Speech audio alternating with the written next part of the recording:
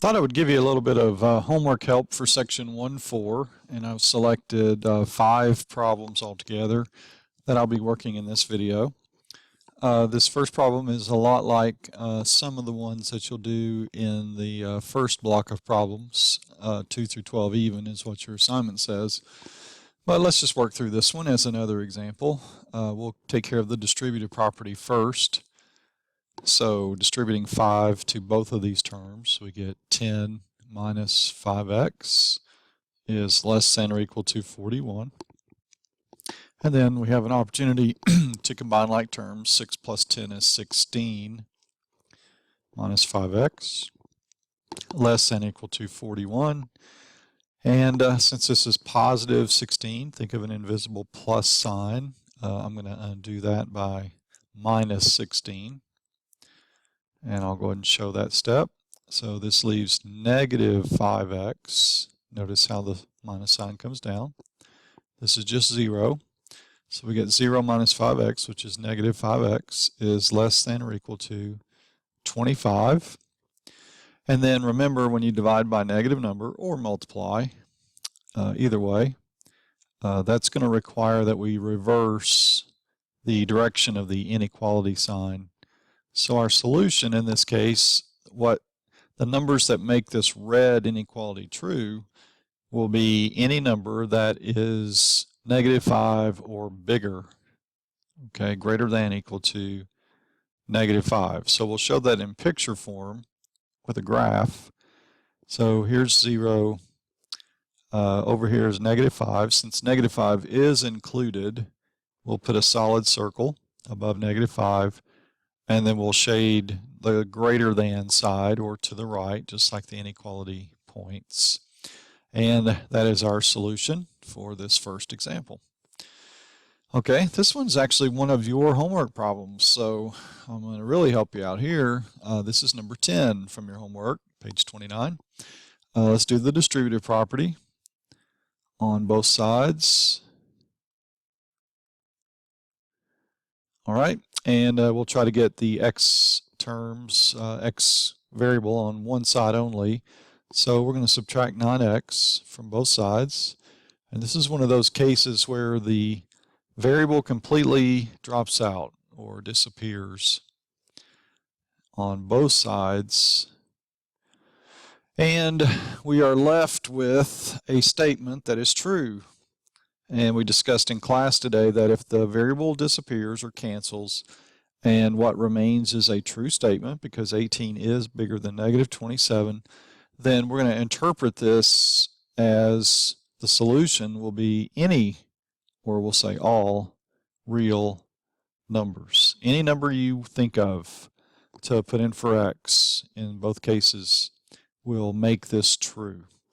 And the all real numbers situation, if you want to do the number line graph, it's fine. I'm not going to require it. It's basically just a solid number line. This is one where if you just tell me that it's all real numbers, then that's okay, but not necessary to make a number line. Okay, let's talk about this one, number 3. This isn't one of your exact homework problems, but it's similar to the ones that you see when you get to number 22 actually. Well, 22 is an OR compound, so 18 through 18 and 20 are the AND compounds. So let's just go ahead and solve for x like we typically do. So I'm going to subtract 2x from both sides to solve this first inequality. So I get negative 1 is less than or equal to x. And so remember, I told you to make this a little easier for some, if this is confusing on how to graph, then you can just turn it around, completely switch places with x and negative 1. But don't forget, if you do that, you need to change the direction of the inequality. So this might make a little more sense to some people when it comes to shading, because now we're going to be shading starting at negative 1 and shading to the right. Now remember what an AND compound means. It means that we're looking for numbers that make both of these true. A single number can only be a solution to an AND compound if it makes both of these true. So it doesn't matter if it makes one of them true only. A true solution here has to make both. So don't forget that. When we solve for x, we're going to subtract 4x from both sides. Negative 3x is greater than negative 9. Dividing by negative 3 means switching the inequality so we get x is less than 3. So remember, I told you to associate the word between when you see the word and in a compound inequality. And here's why. When we graph this, the solution will be numbers that are shaded between -1 and +3. And we're going to do a solid circle above -1 because it's or equal to, open circle above +3. And so when we show numbers bigger than -1 but at the same time less than 3, then we're talking about just these numbers in between. So this is a typical AND compound graph. And eventually I'm going to move you away from writing these solutions using the variable x twice.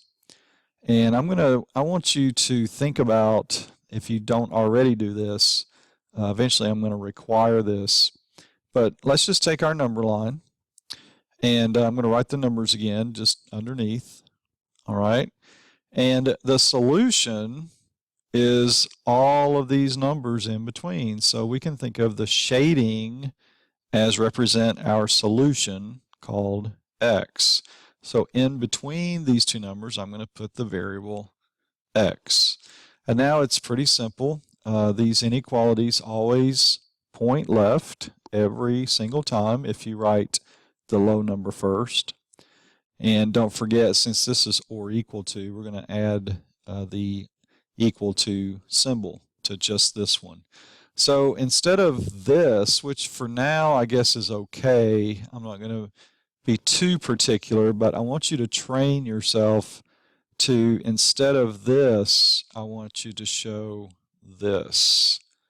All right, and we'll keep working on it so that you'll be able to show these AND compounds. It's all about between two numbers. Okay. Well, let's take a look at an OR compound example. So we'll solve for x again. 3x is less than -12, subtracting 9 from both sides. X is less than -4. Subtract 1. -2x is less than +4. So x is greater than, remember, dividing by -2. X is greater than -2. So for OR compounds, the solution only needs to make one of these true, not both. It is a true solution as long as it makes at least one of these true. So let's put our numbers, and we got -2, and we got -4, and we're going to shade greater than -2. And we're going to shade less than -4. All right, and this is a typical OR compound because remember, for OR, we're going to think of the word combine. These two groups together represent the numbers that will make at least one of these true. Okay, so remember, it doesn't have to make both. It can make both true, but it doesn't have to. It only has to make one of them true to be a true solution. All right. Now, last example for this video. This is another homework problem. This is your number 24 on page 30. So if you've already done it, then let's see if you got it right. So we're going to start by solving this left inequality, dividing by 8 on both sides. X is greater than -4. On the right side, we're going to divide by -6. And remember, dividing by negative means we've got to switch the inequality, and we get x is greater than equal to -8. And reminded that the word or is between. So our solutions need to make at least one of these true. Doesn't have to make both, but it's okay if they do. It's not required. All right, so let's see what this looks like. We have -4 and we have -8. And if we're graphing greater than -4, we would do open circle, shading right. If we do greater than -8, we would do closed circle, shading right. And so remember, instead of having both of these indicating our solution, since OR refers to combining, let's just think about combining these two sets into just one group, one set of numbers, or you could think about putting these two lines together as just one single line.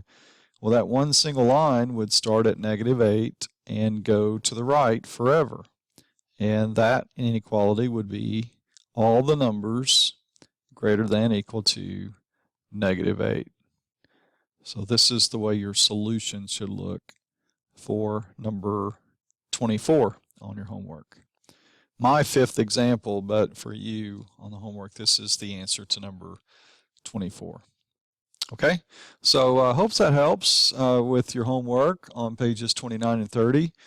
And if you've watched this and you've watched the class notes video and you're still struggling, then come by and see me and I'll be glad to help you.